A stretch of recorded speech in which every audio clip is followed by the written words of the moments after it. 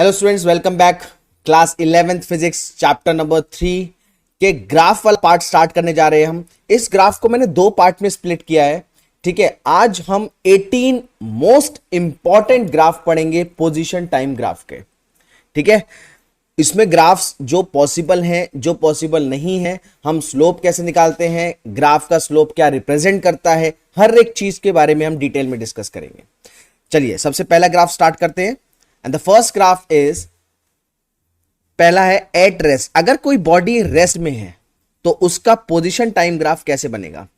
अच्छा, इसको मैंने ऑलरेडी यहां पे एक्स एक्सिस और वाई एक्सिस बना के रखा है, ठीक है। एक तरफ ले लेते हैं हम पोजीशन,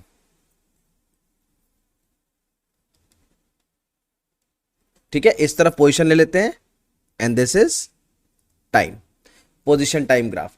तो अगर बॉडी रेस्ट में है मतलब टाइम बदल रहा है, टाइम चेंज हो रहा है, 1 आवर 2 आवर 3 आवर 4 आवर या 1 minute 2 minute 3 minute 4 minute, time change हो रहा है। अगर आप एक्स एक्सिस पे टाइम रिप्रेजेंट कर रहे हैं तो टाइम कंटिन्यूअसली चेंज होगा, लेकिन उसकी जो पोजीशन है वो फिक्स रहेगी। दैट मींस इसका ग्राफ कुछ इस तरीके से बनेगा। ये हो गया if body is at rest. कैसे, देखो समझो इस चीज को। मान लो ये एक फिक्स पोजीशन है, ये एक फिक्स पोजीशन है मान लेते हैं, ठीक है। इस फिक्स पोजीशन पे अब टाइम चेंज होता जा रहा है। देखो टाइम हर पॉइंट पे टाइम बदल रहा है। मान लो यहां पे 2 मिनट है, फिर यहां पे 4 मिनट हो गया, फिर यहां पे 6 मिनट हो गया, टाइम चेंज हो रहा है but the position is fixed. Position क्या है? It is fixed. Position change नहीं हो रही है। That means the body is at rest. इसका क्या मतलब है कि बॉडी रेस्ट पे है। क्लियर है? चलिए सेकंड हम चलते हैं यूनिफॉर्म मोशन में और उसका स्लोप भी निकालेंगे साथ में, ठीक है। सेकंड जो हमारा ग्राफ है वो है यूनिफॉर्म मोशन का ग्राफ, यूनिफॉर्म मोशन, और इस केस में हम इसका स्लोप भी निकालेंगे। अब देखो ये फिर से वही ले लो position, this is the position, Y axis तरफ पोजीशन ले लेते हैं और इधर टाइम ले लेते हैं, ठीक है। Position time graph. अब यूनिफॉर्म मोशन में एक ग्राफ ड्रॉ करता हूं मैं, देखो आप इस तरीके से। इनिशियली ओरिजिन से ना लेके हम थोड़ा सा एक पर्टिकुलर इनिशियल पोजीशन से ले रहे हैं। क्लियर? ये ग्राफ देखो,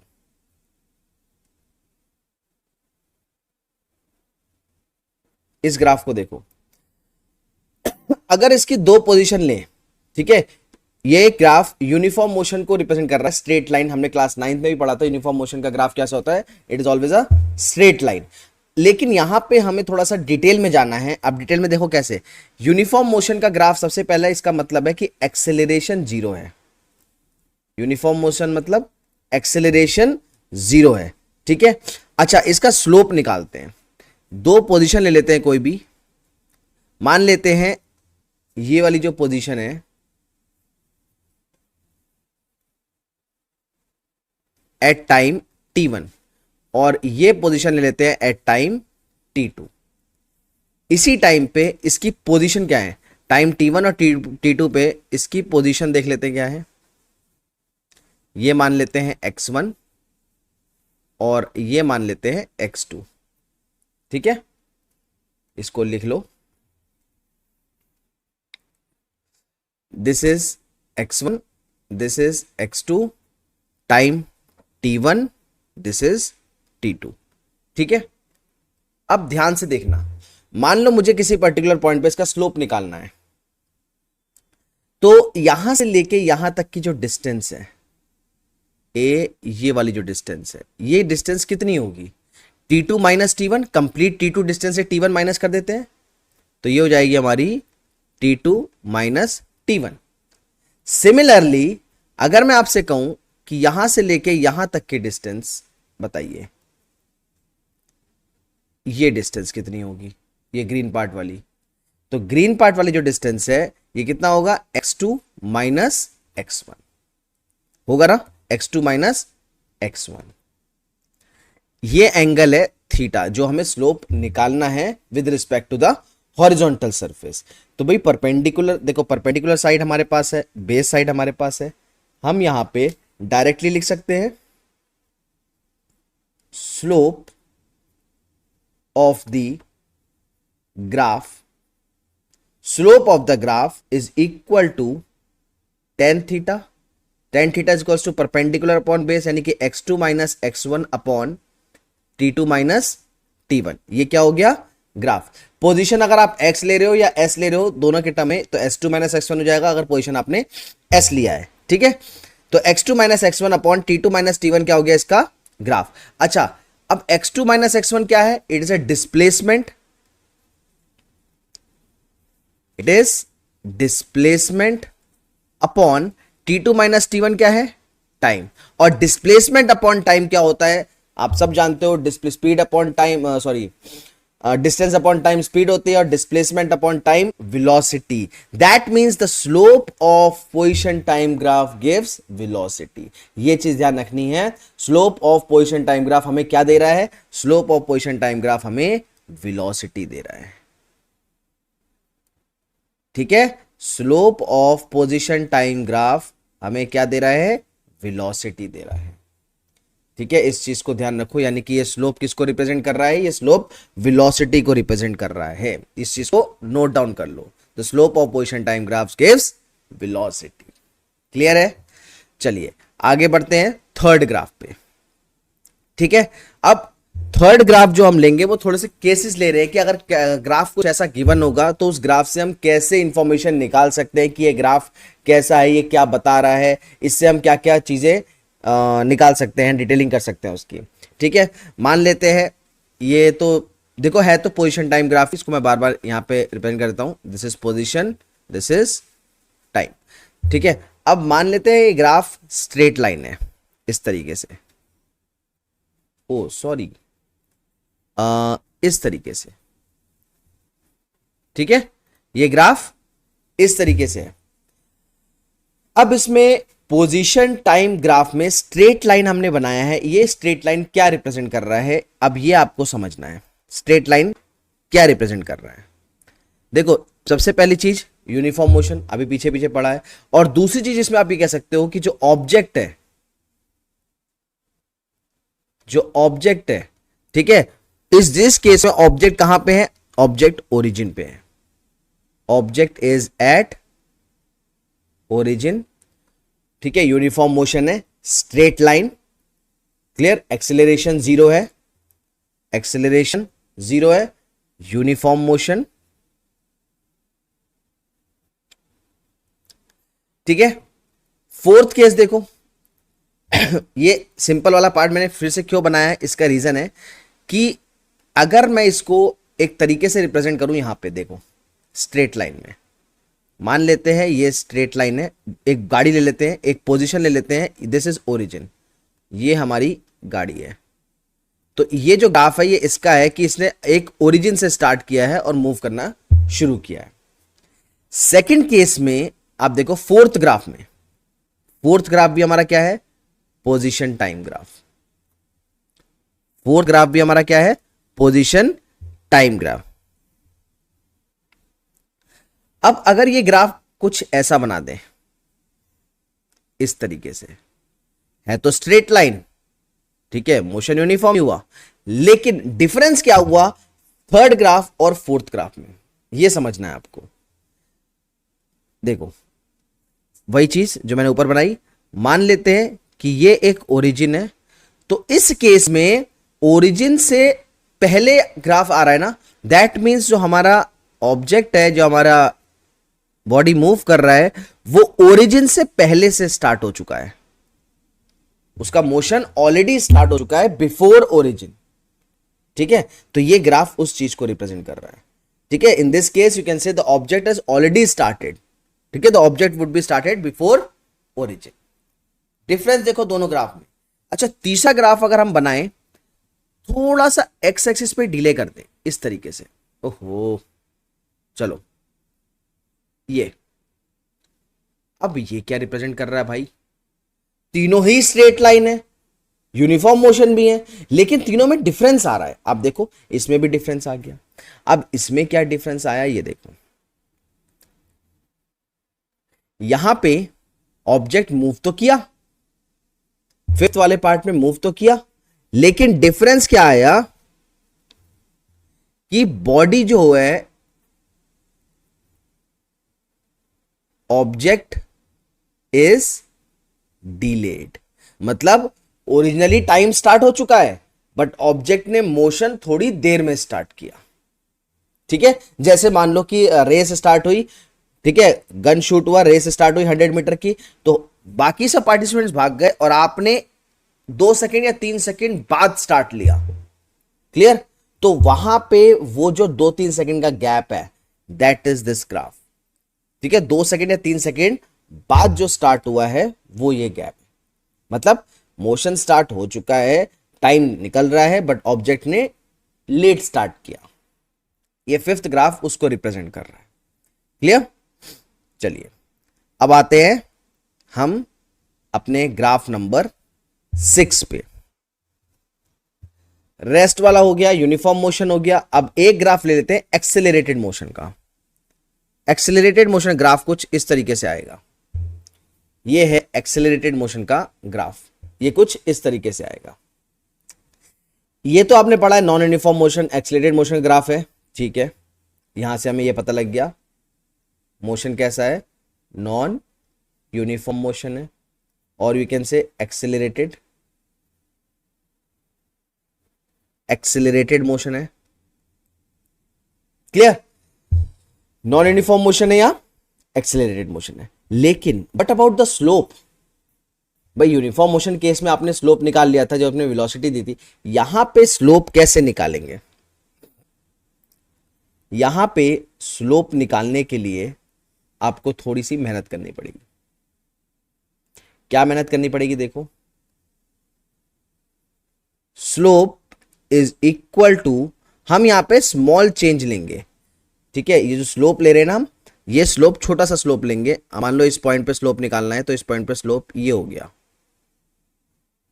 टेंजेंट टू द सरफेस, तो स्मॉल चेंज इन स्लोप लेंगे यहां पे, और उस स्मॉल क्वांटिटी से हम स्लोप निकालेंगे। ठीक है, तो यहां पे लिख लेते हैं स्मॉल चेंज। ठीक है, स्मॉल चेंज इन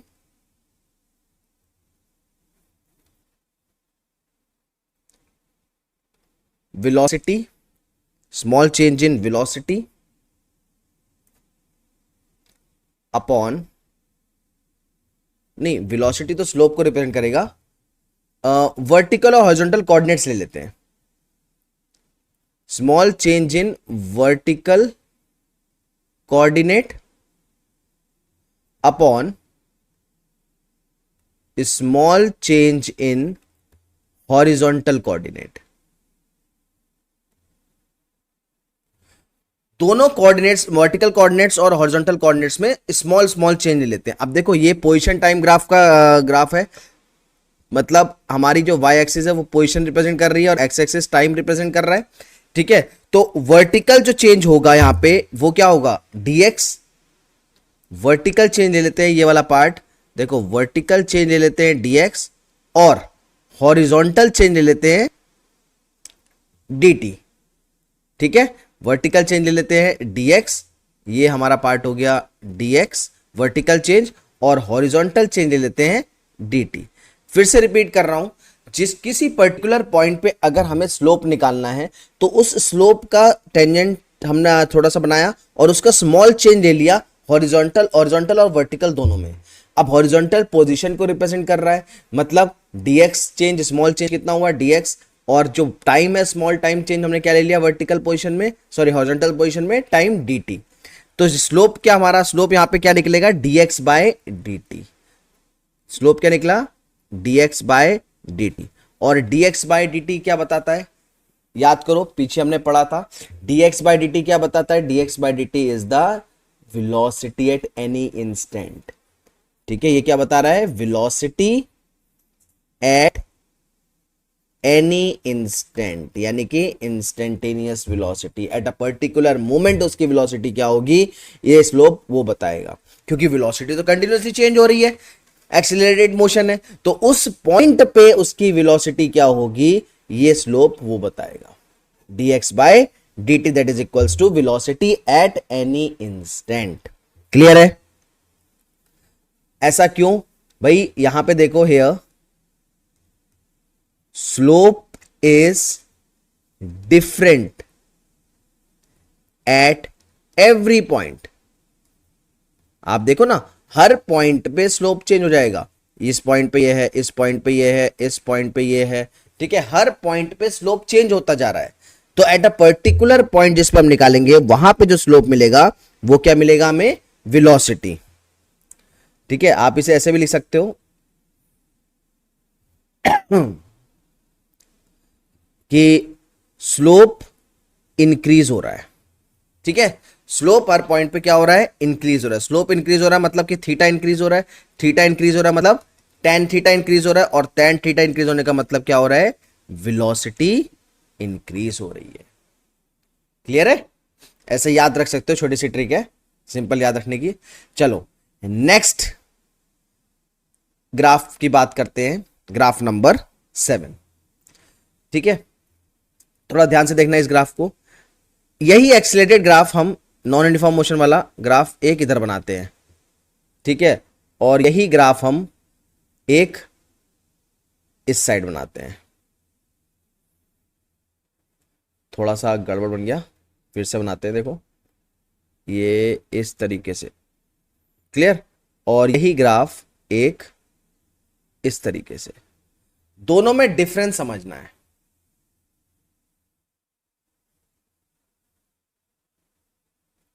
थोड़ा सा लाइन प्रॉपर नहीं बन पा रही है, बट यू कैन अंडरस्टैंड। ठीक है, अब दोनों में डिफरेंस क्या है? पहले हम राइट साइड वाले ग्राफ की बात करते हैं। ठीक है, ये ग्राफ है किस चीज का? ग्राफ है हमारा, सॉरी, हाँ, ग्राफ किस चीज का है? ग्राफ है पोजीशन और टाइम ग्राफ। ठीक है, ये हमारा ओरिजिन है, ये भी टाइम एक्सिस है, ये भी टाइम। ब्लू पार्ट वाले की बात करो, ब्लू पार्ट वाले में एक्सीलरेटेड मोशन है। ठीक है, स्लोप हर पॉइंट पे चेंज हो रहा है। ठीक है, तो इसमें हम ये ले सकते हैं कि जो डिस्टेंस है एस, पोजीशन जो है वो पॉजिटिव है। भाई पॉजिटिव पोजीशन की तरफ जा रही है, पॉजिटिव वाई एक्सिस की तरफ। देखो वाई एक्सिस क्या रिप्रेजेंट कर रहा है? पोजीशन रिप्रेजेंट कर रहा है। तो हमारी डिस्टेंस या डिस्प्लेसमेंट क्या है? पॉजिटिव है। वेलोसिटी कैसी होगी? पॉजिटिव होगी। दोनों पॉजिटिव है, वेलोसिटी पॉजिटिव होगी। एक्सेलरेशन कैसा होगा? अब बेटा लेफ्ट पार्ट वाले का देखेंगे। देखो लेफ्ट केस में क्या होगा? लेफ्ट केस में मान लेते हैं कि ये वेलोसिटी है माइनस के 10 मीटर पर सेकेंड, और यहां पे वेलोसिटी है माइनस के 20 मीटर पर सेकेंड। ठीक है, अब इस केस में एक्सेलरेशन निकालना है। देखो डिस्टेंस अगर हम निकाल लें एस, तो एस तो पॉजिटिव ही रहेगा। देखो पॉजिटिव एक्सेस की तरफ ही बढ़ रहा है। ठीक है, वेलोसिटी लेकिन नेगेटिव हो गई। What about acceleration? एक्सेलरेशन निकालते हैं। ठीक है ना, एक्सेलरेशन क्या होगा? देखो यहां पे देखो हमने ले लिया इनिशियल वेलोसिटी u कितनी थी? -20 मीटर पर सेकेंड। ठीक है, इनिशियल वेलोसिटी, और v कितना है? -10 मीटर पर सेकेंड।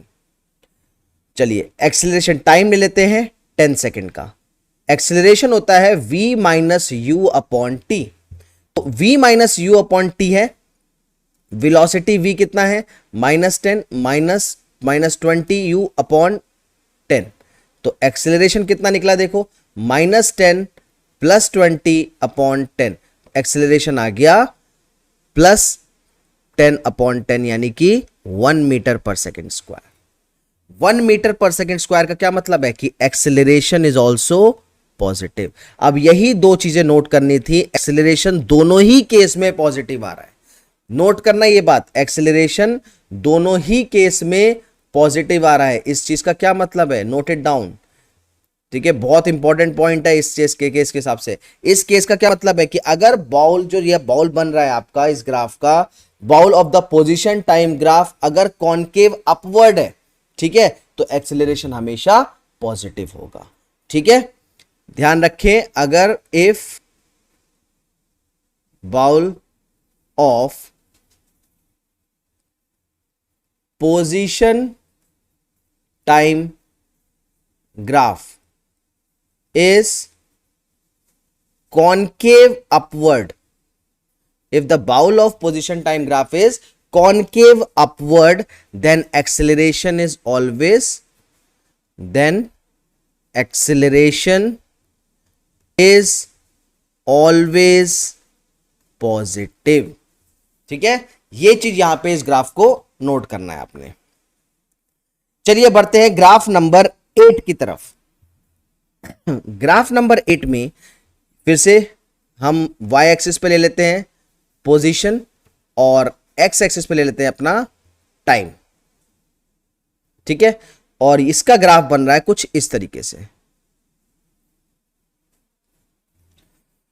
ये ग्राफ बन रहा है कुछ इस तरीके से। ठीक है, यहां पे भी आप देखो कि जो डिस्टेंस है s वो तो पॉजिटिव ही है, लेकिन अगर हम स्लोप किसी पर्टिकुलर पॉइंट पे स्लोप देखें, जैसे मान लो ये है, एक ये ले लेते हैं, एक इस तरफ ले लेते हैं।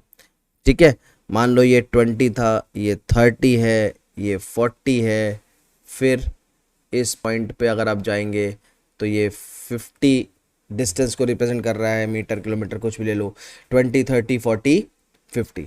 अब ऐसे केस में आप हॉरिजॉन्टल के रिस्पेक्ट में अगर थीटा देखें, ठीक है, आप हर पॉइंट पे अगर थीटा देखें तो theta is less than 90 degree, और डिक्रीज भी कर रहा है थीटा। देखो याद करो, थीटा जब स्लोप इंक्रीज करता था, tan थीटा इंक्रीज करता था, यानी कि वेलोसिटी इंक्रीज कर रही है। यहां पे थीटा डिक्रीज कर रहा है, हर पॉइंट पे थीटा डिक्रीज कर रहा है, मतलब स्लोप डिक्रीज कर रहा है। स्लोप डिक्रीज कर रहा है, यहां पे हमें पता लग गया स्लोप से कि वेलोसिटी डिक्रीज कर रही है, पहली चीज। ठीक है, वेलोसिटी है कैसी, पॉजिटिव है, कोई दिक्कत नहीं। ठीक है, तो यहां पे हम क्या लिख सकते हैं, स्पीड इज डिक्रीजिंग। स्पीड क्या हो रही है, डिक्रीज हो रही है, स्पीड डिक्रीज हो रही है। अगर स्पीड डिक्रीज हो रही है, अब अगर आप यहां पे इसका स्लोप निकालोगे तो ये आएगा नेगेटिव, यानी कि सॉरी एक्सेलरेशन नेगेटिव आएगा, स्लोप नहीं, एक्सेलरेशन नेगेटिव आएगा, स्पीड। तो ये केस हो गया हमारा रिटार्डेशन का या डी एक्सेलरेशन का। ये क्या है, डी एक्सेलरेशन का केस है। ठीक है, स्पीड डिक्रीज हो रही है। ये था हमारा ग्राफ नंबर 8। चलिए आगे बढ़ते हैं ग्राफ नंबर 9 पे। अच्छा, 9 और 10 वाला ग्राफ में मैं सिंपली एक चीज आपको बता दूं, जो अभी हमने कॉनकेव वाला केस पढ़ा था। ठीक है, एक ग्राफ कुछ इस तरीके से हो और एक ग्राफ कुछ इस तरीके से।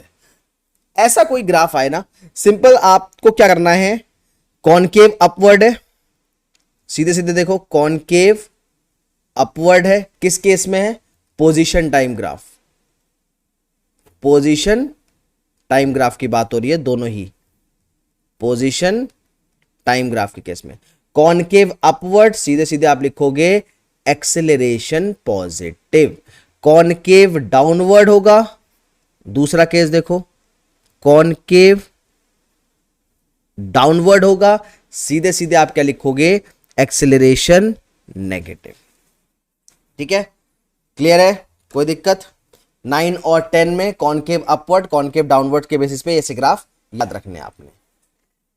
ठीक है बेटा, अब हमें कुछ ऐसे ग्राफ भी पढ़ने हैं इनके अलावा जो कि पॉसिबल नहीं होते। देखो मैंने अभी ऑलरेडी ये 2-3 ग्राफ हैं ऐसे, अगर ऐसे आ जाए तो कंडीशन पॉसिबल क्यों नहीं है, इस चीज के बारे में आपको रीजन पता होना चाहिए। ठीक है, जैसे पहला ग्राफ देखो, फर्स्ट ग्राफ देखो आप, स्ट्रेट लाइन। ठीक है, अभी हमने को पहले, इससे पहले जो ग्राफ बनाया था कुछ इस तरीके से ग्राफ पढ़ा था स्ट्रेट लाइन का, और हम स्ट्रेट लाइन के ग्राफ को सीधे सीधे लिख देते हैं कि बॉडी इज एट रेस्ट। लेकिन अगर वही ग्राफ आप देखो, अगर वही ग्राफ पोजीशन टाइम ग्राफ के रिस्पेक्ट में, ठीक है, या डिस्टेंस टाइम ग्राफ, चलो अब यहां एक ही बात है, हम यहां पे डिस्टेंस टाइम ग्राफ ले रहे तो वो ले लेते हैं। अगर कोई ग्राफ आता है डिस्टेंस टाइम ग्राफ का, और वो ग्राफ इस तरीके से आए, स्ट्रेट लाइन तो हो बट ऐसे यहां पे हो, मतलब टाइम डिस्टेंस के एक्सिस के पैरेलल आ जाए, तो यहां पे बॉडी रेस्ट में नहीं है। यहां से आपको कंफ्यूज नहीं होना है। देखो इस केस में तो बॉडी रेस्ट में थी, क्यों रेस्ट में थी, क्योंकि उसकी पोजीशन फिक्स्ड थी। यही चीज कंपेयर करो, पोजीशन फिक्स्ड थी और टाइम बढ़ता जा रहा था। यहां पे उल्टा हो रहा है, यहां डिस्टेंस बढ़ रही है, टाइम वही है। मतलब एक पर्टिकुलर टाइम पे, मान लो टाइम है हमारा 5 सेकेंड, तो इस पर्टिकुलर टाइम पे डिस्टेंस इंक्रीज होती जा रही है। क्या ये प्रैक्टिकली पॉसिबल है? नहीं, क्योंकि ये किसको रिप्रेजेंट कर रहा है? It represents infinite speed. ये तो इनफाइनाइट स्पीड को रिप्रेजेंट कर रहा है भाई, एक पर्टिकुलर मोमेंट पे डिस्टेंस इनफाइनाइट है। Is it possible? नो। तो हम यहां पे लिखेंगे नॉट पॉसिबल। ठीक है, चलिए ग्राफ नंबर 12 की ओर बढ़ते हैं। ये ग्राफ कुछ इस तरीके से है। अब ये ग्राफ क्या रिप्रेजेंट कर रहा है? देखो, ये है पोजीशन और ये है टाइम। फिर से चलो डिस्टेंस देख लेते हैं, डिस्टेंस टाइम ग्राफ। ठीक है, डिस्टेंस टाइम ग्राफ में ये ग्राफ कुछ रिप्रेजेंट कर रहा है। देखो क्या रिप्रेजेंट कर रहा है, हमारा जो डिस्टेंस है वो डिक्रीज कर रहा है विद रिस्पेक्ट टू टाइम। मतलब टाइम बढ़ रहा है और इसकी डिस्टेंस कम होती जा रही है। अगर बॉडी ट्रेवल कर रही है और टाइम बढ़ रहा है, अब आप कहोगे कि भाई ब्रेक मारा होगा। अगर ब्रेक भी मारा है तो स्पीड कम हो रही है लेकिन डिस्टेंस तो बढ़ रही है। मान लो कि एक ऑब्जेक्ट है, देखो ये ऑब्जेक्ट है, ये मूव कर रहा है। ठीक है, ये अपने हॉरिजॉन्टल सरफेस पे मूव कर रहा है ये ऑब्जेक्ट। क्लियर? अब आप कह रहे हो ब्रेक भी अगर मारते हैं हम तो वेलोसिटी, एक्सेलरेशन हमारा क्या हुआ? नेगेटिव एक्सेलरेशन हुआ, वेलोसिटी कम हो रही है। वेलोसिटी कम हो रही है, रिटार्डेशन का केस है, डी एक्सेलरेट हो रही है बॉडी। लेकिन हर पॉइंट पे डिस्टेंस तो बढ़ती जा रही है। अगर यहां पे आके मान लो, यहां पे आके बॉडी स्टॉप होती है, ठीक है, यहां पे आके बॉडी रुकती है, तो डिस्टेंस तो कवर ही हो रहा है, डिस्टेंस तो इंक्रीज होता जा रहा है। तो डिस्टेंस टाइम के साथ डिक्रीज नहीं हो सकता। ठीक है, तो this is also not possible. Why not possible? क्या लिखोगे आप इसमें? आप इसमें लिखोगे डिस्टेंस कवर्ड। देखो लिख लो इसको, distance covered can not decrease with time. Distance covered हमारा टाइम के साथ डिक्रीज नहीं कर सकता। ठीक है, चलिए बढ़ते हैं ग्राफ नंबर 13 पे। ग्राफ नंबर 13 कुछ इस तरीके से।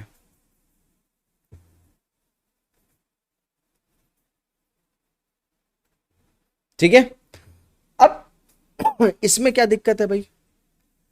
अगर इसमें हम एक चीज देखें, ये देखो एक पर्टिकुलर टाइम लेते हैं, इस पर्टिकुलर टाइम पे ऑब्जेक्ट की दो जगह पोजीशन, दो डिफरेंट पोजीशन को रिप्रेजेंट कर रहा है, दो डिफरेंट डिस्टेंस को रिप्रेजेंट कर रहा है। डिस्टेंस टाइम ग्राफ की बात कर रहे हैं हम। Two different position, two different distance at a same time. मतलब यहां पे मान लो time is equals to 2 second. उस 2 सेकेंड पे ये ऑब्जेक्ट इस पोजीशन पे भी है और इस पोजीशन पे भी है, दो डिस्टेंस पे है। क्या ये प्रैक्टिकली पॉसिबल है?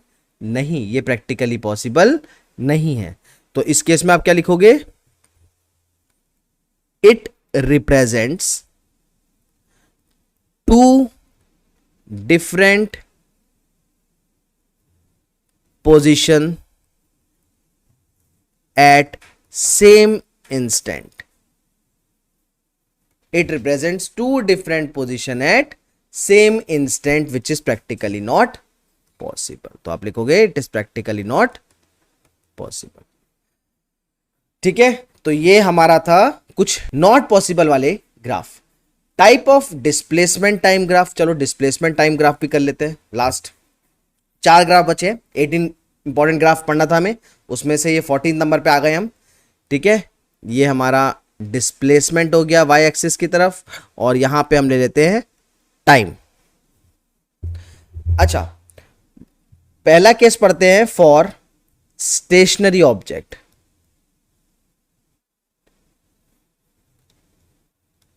For stationary object, stationary object के लिए डिस्प्लेसमेंट टाइम ग्राफ क्या होता है?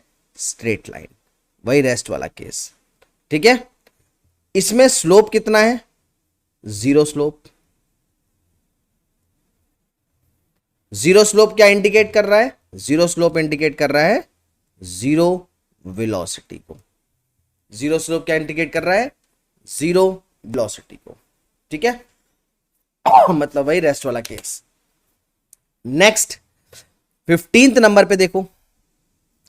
नेक्स्ट 15th नंबर पे जो ग्राफ है वो स्ट्रेट लाइन।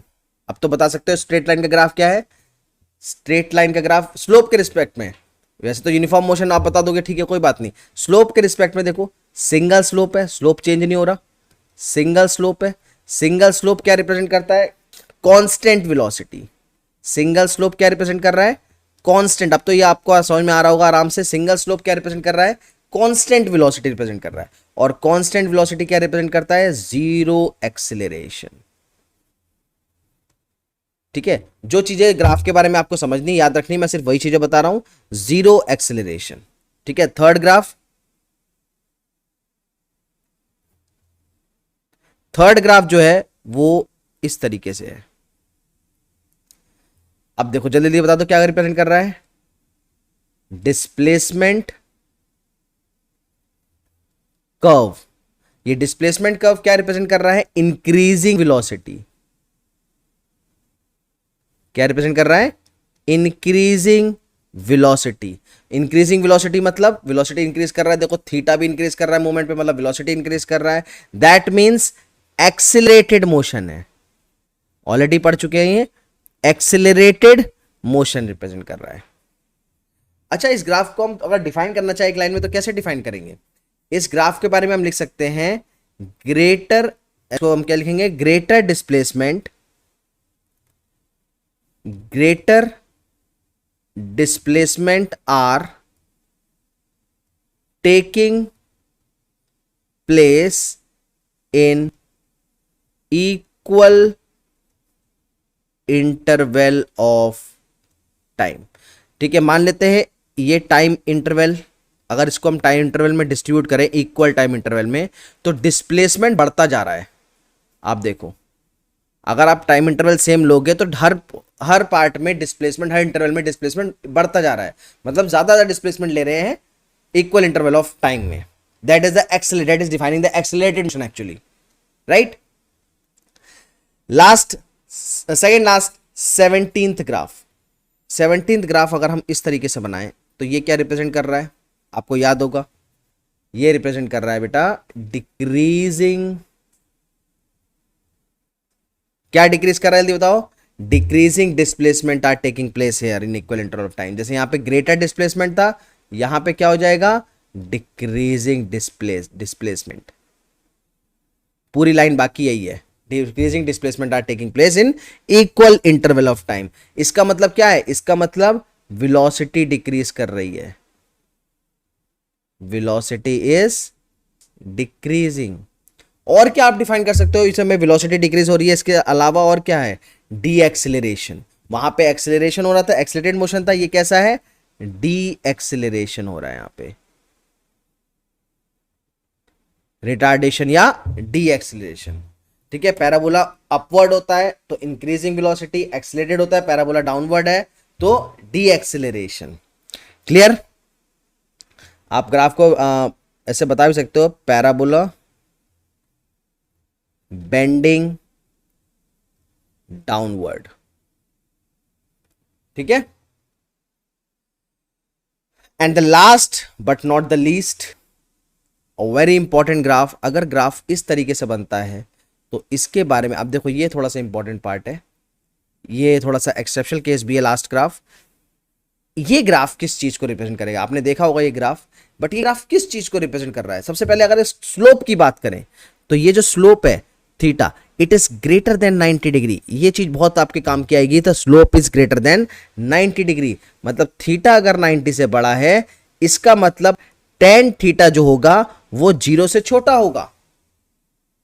ट्रिग्नोमेट्रिक टेबल्स आपको आती होंगी, आप पुट करके देखो, अगर थीटा 90 से बड़ा आ रहा है मतलब टेन थीटा की वैल्यू जो है वो 0 से छोटी है। 0 से छोटी है मतलब 0 से नेगेटिव के साइड है। नेगेटिव साइड मतलब स्लोप कैसा है? Slope negative slope. कैसा आ रहा है? Negative slope. और नेगेटिव स्लोप किस चीज को रिप्रेजेंट करता है? ध्यान देना, नेगेटिव स्लोप किस चीज को रिप्रेजेंट करता है? नेगेटिव स्लोप रिप्रेजेंट करता है कि जो ऑब्जेक्ट है, वो बॉडी है, वो अपने ओरिजिनल पोजीशन पे रिटर्न हो रही है, वापस हो रही है। ठीक है, तो इसमें क्या लिखेंगे हम? Negative slope indicates that body negative slope indicates that body is returning back to its original position। और एक चीज और रिप्रेजेंट कर रहा है, ऑल्सो रिप्रेजेंट्स, क्या रिप्रेजेंट कर रहा है ये? Also represents uniform negative velocity. ठीक है, यूनिफॉर्म नेगेटिव वेलोसिटी रिप्रेजेंट कर रहा है। तो ये थे हमारे 18 important graph related to the position time graph. अब नेक्स्ट क्लास में हम वेलोसिटी टाइम ग्राफ के बारे में पढ़ेंगे। Thank you.